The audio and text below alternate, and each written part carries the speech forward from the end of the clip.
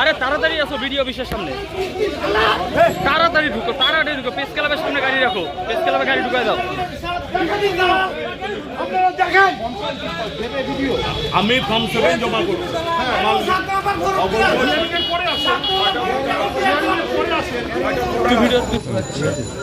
এগুলা সব ব্যক্তি জীবিত আছে, জীবিত ব্যক্তি, সবাইকে মৃত্যু করার চেষ্টা করে, মৃত্যু করার চেষ্টা করছে।